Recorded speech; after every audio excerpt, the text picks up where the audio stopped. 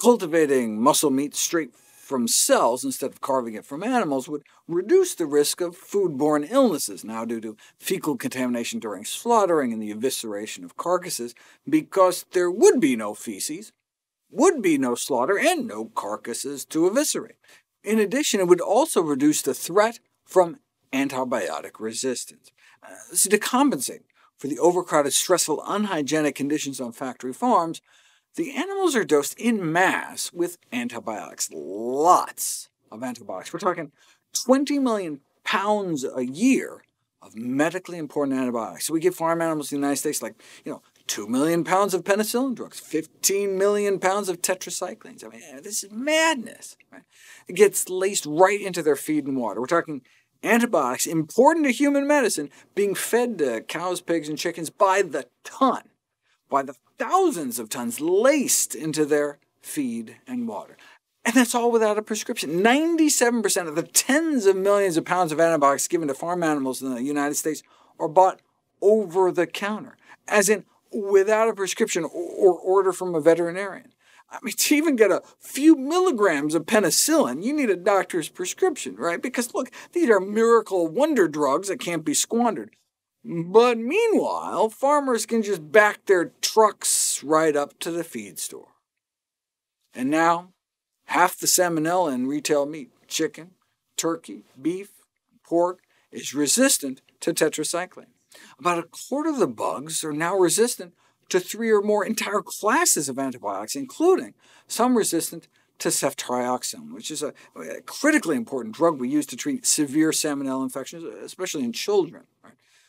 Such agricultural applications for antimicrobials are now considered an urgent threat to human health, with the link between antibiotic use in animals and antibiotic resistance in humans considered unequivocal. It all starts in the poop. Antibiotic-resistant bugs are selected for and then can spread via the meat or produce contaminated by the poop, or in the wind, air, the water, carried by insects. Lots of pathways by which resistant superbugs can escape. So even if you don't eat meat, right, you can be put at risk by the pathogens released from stressed, immunocompromised, contaminant-filled livestock pumped with antibiotics.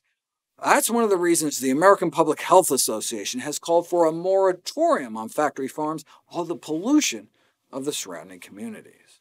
More than 5 tons of animal manure are produced for every man, woman, and child in the United States every year. It all starts with the poop. But cultivated meat means no guts, no poop, no fecal infections, no antibiotics necessary, and no fecal or antibiotic residues left in the meat, which could potentially cause a variety of side effects beyond just the transfer of antibiotic-resistant bacteria to humans. And things are getting worse, not better. U.S. animal agriculture is using more antibiotics now than ever before. And it's not just because we're raising more animals. Antibiotic sales in the U.S. are outpacing meat production. Yes, meat production is going up, but check out the rise in antibiotic sales for meat production.